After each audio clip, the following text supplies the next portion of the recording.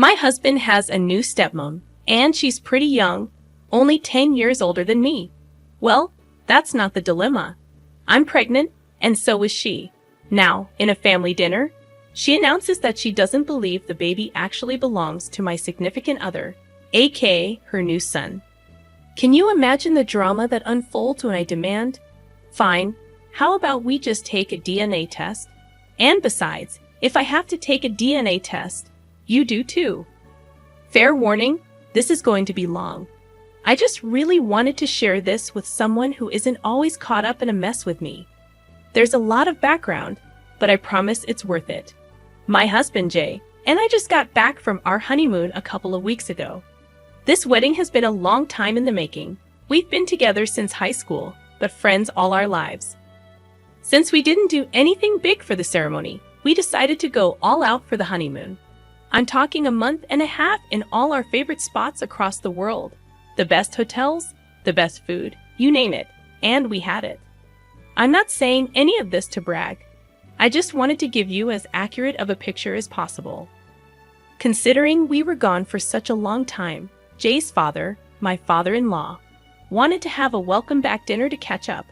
He's a total sweetheart, and both Jay and I adore him. So Jay accepted without running it by me first. Usually this would not be a problem.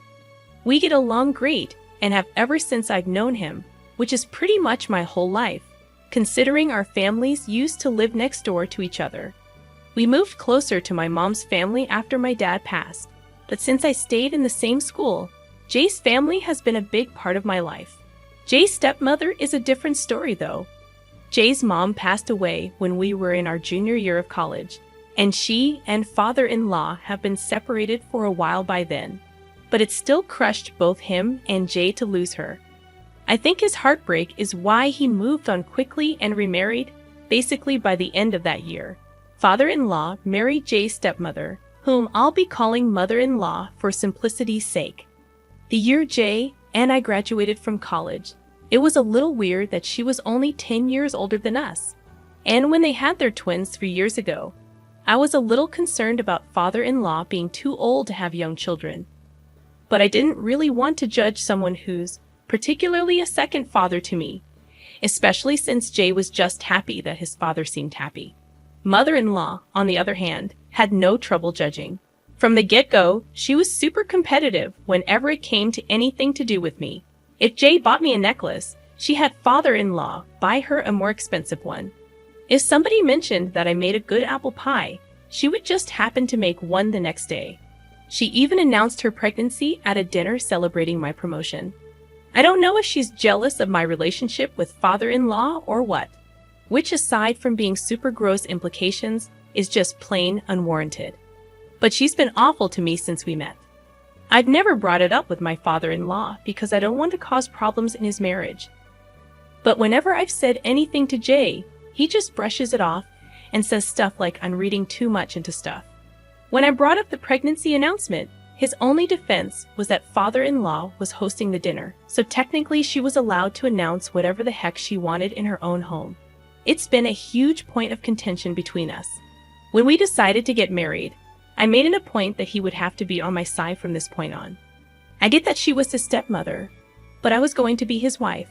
He agreed, and that was that. So we get married, and I could not be happier. When Jay told me that he'd accepted father-in-law's invitation for dinner, I was a bit hesitant, to say the least. We had just gotten back from the happiest weeks of our lives, and I did not want mother-in-law to ruin that. Jay convinced me by saying that it would be the perfect time to announce my pregnancy. We found out that I was pregnant about 6 weeks before we got married, and we decided not to tell anyone just yet, aside from my mom, who was with me when I did the test. And since we were planning on getting married eventually anyway, we decided to elope. Our families were shocked, but ultimately, my mom and Jay's dad were happy for us, especially considering we've been together for such a long time. Father-in-law paid for our honeymoon as a wedding present, which his travel agent handled completely. It was a dream, I could not imagine how happy he would be when we announced that I was pregnant with his first grandchild. I agreed to go, but told Jay that if mother-in-law tried to pull anything, I would not be tolerating it. Jay agreed and promised to have my back, no matter what. Father-in-law loves hosting dinners in his home. We chose an intimate setting to announce the pregnancy. Things seemed fine when we arrived, and father-in-law warmly hugged both of us. Even though mother-in-law only hugged Jay, we exchanged polite smiles, and I thought that was the end of it. We chatted in the sitting room for a while before moving to the dining room for dinner, where father-in-law served us each a glass of wine. Thinking it was a good time, I politely declined the wine, stating that we wouldn't be having any drinks for the upcoming months. It took father-in-law a moment to catch on, but Jay burst out, "Dad, we're pregnant." This finally got a reaction out of him, and he was overjoyed. Putting down the wine, he gave me a hug, asking when we found out and if we knew the gender yet. Mother-in-law, however, remained completely silent during father-in-law's congratulations and only spoke up when things calmed down, suggesting we sit down to eat. It wasn't her I wanted to share the news with anyway. As we sat down to eat, father-in-law spent most of the dinner asking us questions about the honeymoon and the pregnancy. He and Jay excitedly discussed fatherhood and the kind of father Jay would be. It was heartwarming to see my husband so excited about our growing family. At that moment, I knew I had picked the right man to start a family with. Mother-in-law kept interjecting into their talk, mainly discussing what the twins were like when they were newborns and how Jay's dad had reacted when they were born. Essentially, she redirected the attention back to herself and her kids. When I mentioned the crib we were considering buying for the nursery, she suggested we wait, stating we didn't know where we would be once the baby's born. Confused, I pressed her, and she insinuated that Jay and I might not be together when the baby is born. At this point, I was annoyed and getting angry. I asked her why she thought that, and she brought up our history of breaking up and getting back together. I defended our relationship, stating that every couple has ups and downs, and we're married adults, not emotional teenagers. My voice may have been raised, but considering the accusations, I think it was reasonable. Father-in-law tried to calm her down, but she was determined to say her piece. I told Jay I wanted to go home, and before he could stand up, she insisted he get a paternity test before buying the crib. Father-in-law immediately told her to shut up, and Jay walked me out, fuming on the entire car ride home. I was upset not only at mother-in-law, but also at Jay, who had promised to have my back. He sat silently while his stepmother tore me apart. He assured me he would handle it and let mother-in-law know her behavior wasn't okay, but I'll believe it when I see it. Crushed by the hurtful words from someone important to my husband and father-in-law, I've only confided in my best friend, who thinks mother-in-law may be jealous of the relationship I have with Jay and father-in-law. I hope this isn't a sign of how my pregnancy will go, and if anyone has had similar experiences, please share below. More than anything, I'm just upset that what was supposed to be a happy moment got ruined by my mother-in-law. Top comments from the original post expressed similar sentiments. Comment number 1 states that this isn't just a mother-in-law problem, it's a husband problem. The commenter points out that the husband should have stood up for me the moment the mother-in-law opened her mouth, especially after promising to have my back. There's concern about whether this is a recurring issue, and if the husband will continue to remain silent in the face of such situations. The commenter suggests reaching out to a support system and preparing for a potential future of defending myself and my child if the husband doesn't step up. Comment number 2 takes a different perspective, suggesting that the marriage might have happened solely because of the pregnancy, not mature love. The commenter speculates about the possibility that the baby isn't the husband's, hence the mother-in-law's demand for a paternity test. There's an implication that the mother-in-law might know something that the father-in-law and stepson don't. The commenter advises me to admit any jealousy towards the mother-in-law, projecting that she married a stable family man while I was strung along for 10 years with an on and off again boyfriend. In the first update, I acknowledged the husband's failure to defend me adequately and our subsequent discussion about the need for him to speak up sooner in the future. There's mention of the impossibility of limiting contact with the in-laws due to Jay's work with his father, who runs several restaurants. The family's closeness is highlighted, and the difficulty of implementing low or no contact during pregnancy is explained.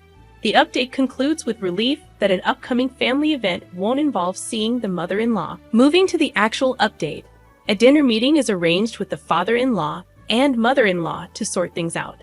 Despite my preference for a neutral location, the father-in-law insists on hosting again. The dinner doesn't even begin before Jay addresses the issue, expressing regret for not saying anything the last time.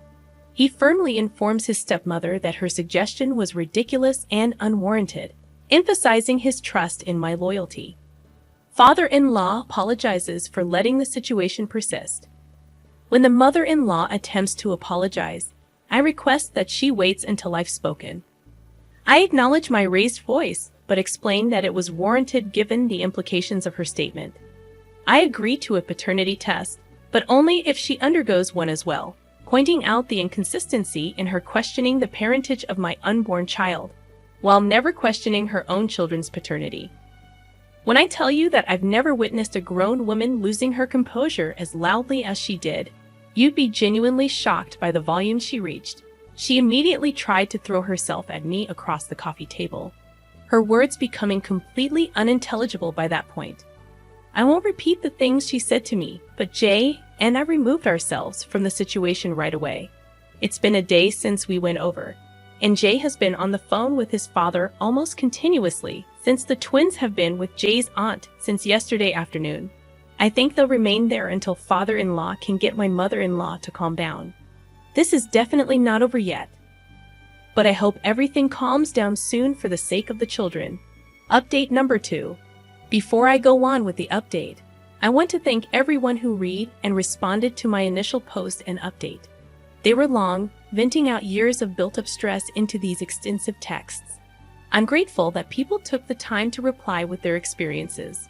Despite the unfortunate commonality of similar stories, it's hopeful to hear about situations that have improved. I've received mixed responses about agreeing to the paternity test only if she did it too, which I expected. Honestly, it's the only solution that seemed moderately fair to me. Anyways, on to the meat of the update. I did end up going through with the test. As insulting as it was, I knew that if I didn't, there would always be that lingering shred of doubt. And that's not the family I want to bring my child into. I chose a doctor who runs his own practice, a friend of mine. He collected the samples, and the results would be available in a few days. Shockingly, the child is my husband's. Jay wasn't surprised when I told him, but I could sense some tension released from his conscience. Considering the emotional turmoil my mother-in-law put me through, I didn't stop there. I didn't do anything drastic. Nobody was harmed. My condition for going through with the test was that mother-in-law gets her own children checked, and I intended to go through with that regardless of her participation. The twins were with Jay's aunt, and I managed to get Jay's cousin to get a cheek swab of each of them, just to bring to my doctor friend. We ran the twins against Jay, which served the same purpose. The emotion I felt when it came back that the twins were not related to Jay was mixed. On one hand, I was vindicated that mother-in-law had been projecting, but on the other hand, the lives of these innocent children were about to be uprooted because their mother had to butt into other people's business. Currently, the only person aware of these results is Jay. We're taking some time to decide on the next step, as we don't want to harm the twins, regardless of whether they're related to Jay. If anything comes of it, I'll post an update, but for now, we just want to do what's best for our family. Update number 3. I'm gutted, absolutely gutted, and have no idea what to do. I feel completely blindsided and betrayed by the man who promised me forever and is now siding with a woman who verbally abused me in his home. Father-in-law and mother-in-law called us over yesterday afternoon. I had hoped that mother-in-law had finally come to her senses and was ready to apologize for everything she said to me. Unfortunately, I could not have been further from the truth. Upon arriving at the house, I already knew that something was off. Father-in-law usually greets us at the door with a warm hug and smile, but this time, he just held the door open silently and then went to sit beside mother-in-law in the dining room. No tea and snacks in the sitting room, no quick catch-up, nothing. We followed and sat down across from them. Father-in-law passed us a stack of papers and asked us if we knew that they were the results of the paternity test that my friend had performed for my child and the twins. I was completely caught off guard, as there was no way that father-in-law and mother-in-law should have access to those documents, as neither Jay nor I had contacted them about it. Jay was just as confused as I was, but father-in-law did not give us time to process anything before passing us another set of papers, both regarding the twins' parentage. It stated that Jay was the half-brother of both twins, which clearly contradicted the results on the first set of papers. Father-in-law explained that they had conducted a DNA test at a local clinic, saying that he had recently run a DNA test for the twins at the request of a relative. He felt obligated as a doctor to inform the parents of the situation. My friend had contacted father-in-law to tell him about the paternity test that I had him perform on the twins. But he didn't stop there. Father-in-law revealed that my friend sent over the results along with edited documents that stated the twins had no relation to Jay. My friend told him that I requested the documents to be edited. Jay asked me if this was true, but I was so caught off guard by the betrayal of my friend that I just froze. Unfortunately, father-in-law took this as an invitation to keep speaking. This is a man I've looked up to for most of my life, whom I held as a father figure after the death of my own father. And he had no remorse in telling my husband, his own son, that my friend had edited the results of my own paternity test. He had absolutely no empathy for the fact that I just wanted to give my child the best possible father it could have. I wanted Jay to be the father. I just don't see what father-in-law gains from tearing down everything that I was trying to build for my family. The whole time, mother-in-law just sat there with this stupid, smug look on her face, not saying a word. It was her fault any of this was happening in the first place, and she just sat there and smiled at me as though I was at fault for wanting to ensure that my children had a stable life with a reliable father. Jay was absolutely livid. I've never seen the man I love so angry, let alone directed at me. At first, I hoped that I could reason with him, but when it became crystal clear that he was unwilling to listen to me, I called my mother to come pick me up. I've been with her for the last few days, and Jay has not tried to contact me. Father-in-law and mother-in-law have not picked up any of my calls or responded to any of my text messages. My friend, the doctor who caused this whole mess, has completely ghosted me on everything. I plan to go down to his practice to confront him soon, but I just want to fix things with Jay first. I simply don't know what to do. I don't know how my life went from the perfect honeymoon and designing my dream nursery to this. Update number 4. For those of you tearing me apart in the comments section, you'll be happy to hear that Jay and I are separated. He told me that he's looking into an annulment. Father-in-law had the audacity to contact my mother about everything that happened, and even she's not happy with me right now. I'm completely isolated and alone, and the only person still on my side is my best friend, who has supported me through this whole mess without judgment. I really tried to remove myself from the situation and take the high road, but considering father-in-law's lack of tact and his willingness to interfere with my family, I just decided that I would fight fire with fire. I can't be bothered with people like the doctor who went behind my back to contact Jay's family.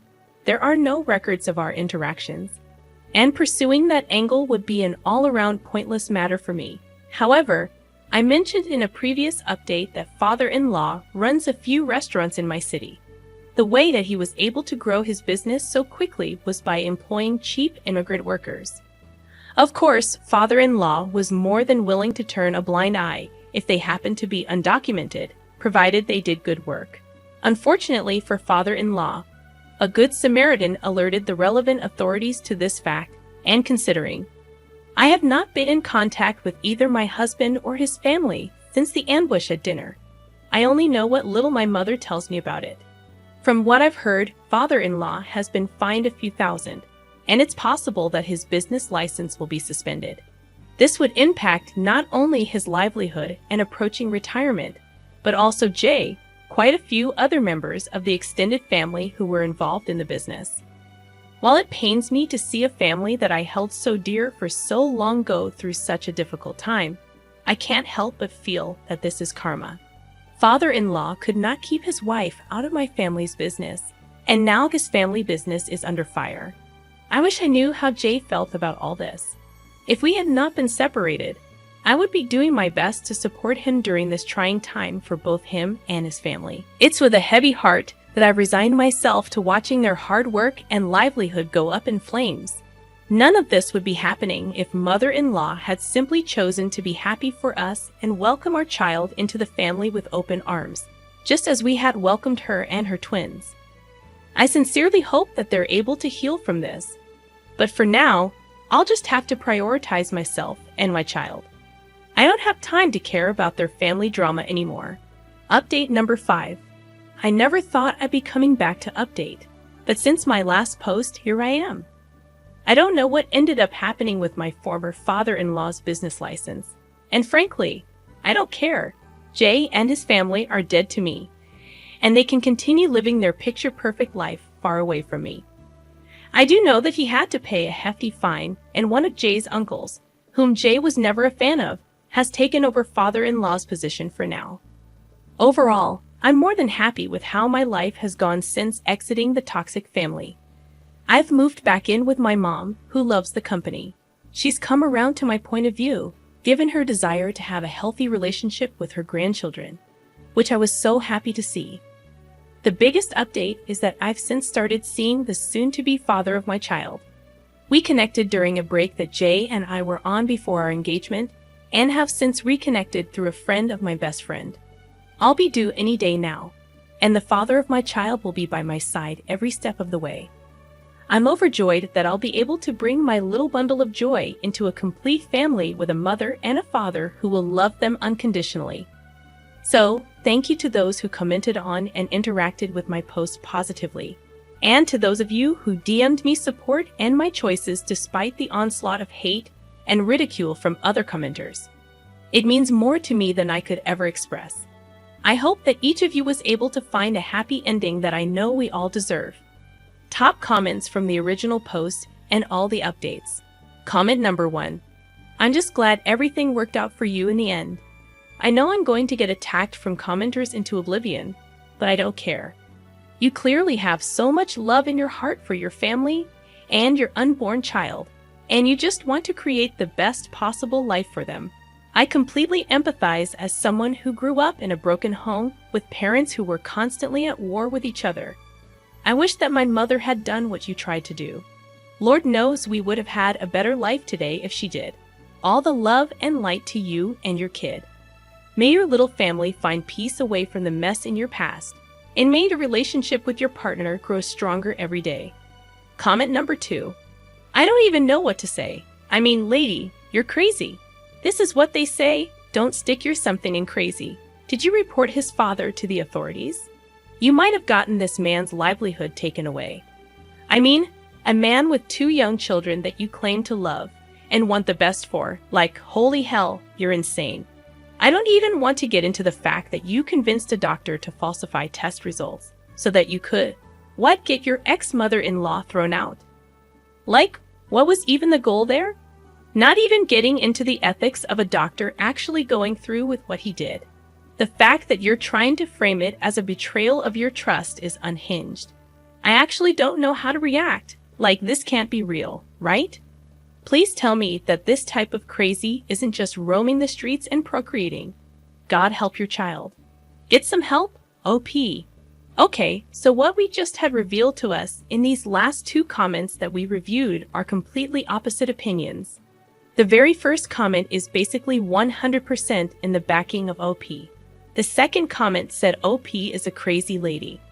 I mean, everything that she did, from the faking of the documents to getting the doctor friend to help, it just all led to pure toxicness. But I want to know, do you guys think that maybe it was justified given the mother-in-law's attitude throughout the whole story, and OP just wanted some sort of revenge? I want to know your thoughts about that. So go ahead, drop it down below in our comment section, guys.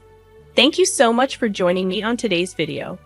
My name is Mr. Reddit, and I narrate these sorts of stories every single day. So if you want to be a part of these, all you have to do is subscribe. I'll see you guys tomorrow. And just remember, it's cool to be kind. Peace.